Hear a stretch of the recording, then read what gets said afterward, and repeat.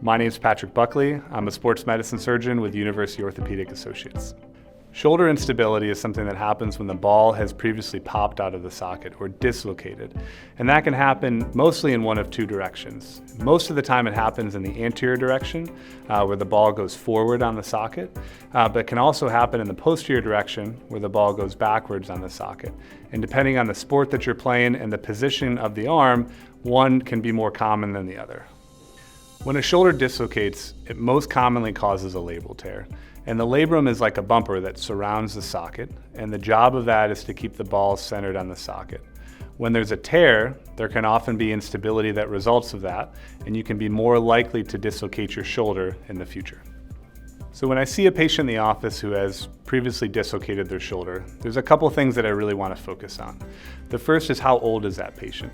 Their age really helps me understand what their risk of recurrence is as they go to return to sports and other activities in their life. The second is, how many times has this dislocation or instability happened before?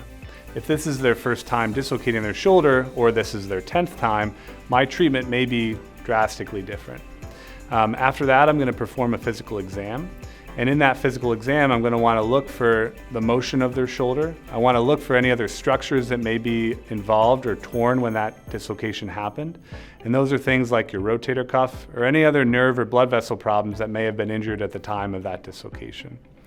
And there's a couple maneuvers that I can evaluate in the office to see, is that labral tear something that's symptomatic for that patient? Are they having instability from that position? All of those tests allow me to understand that picture for the patient and help recommend the best treatment for them.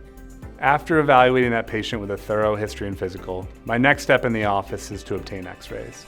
And the x-rays for shoulder instability are very helpful because they allow me to look at both the ball and the socket and evaluate if there's any bone loss on the socket or glenoid, or if there's any impaction injury in the back of the humerus called a Hill-Sachs fracture. After x-rays, my next step is to obtain an MRI. An MRI of the shoulder allows me to look at the soft tissues around the shoulder. It allows me to look at the labrum, or bumper that goes around the socket, to evaluate it for a tear, and also to evaluate the extent and the location of that tear. I can also look at the rotator cuff and the capsule around the shoulder to understand how those structures might play a role in talking about how to treat this patient and ultimately help prevent the shoulder from dislocating again. The treatment options for a patient with shoulder instability really involve both non-surgical and surgical measures. And the choice of that is really a discussion that I have with the patient, understanding what's their history, what are their goals, as well as what is their risk of recurrence. Non-surgical management often involves physical therapy, and the goal of that is to strengthen the muscles around the shoulder, especially the muscles of their scapula or shoulder blade, as well as the rotator cuff, to provide strength and stability of that shoulder throughout a range of motion. After that, the surgical options are there to help repair that labrum and help stabilize the shoulder so that it doesn't dislocate again in the future. When I look at the surgical procedures for shoulder instability, they involve both open and arthroscopic procedures.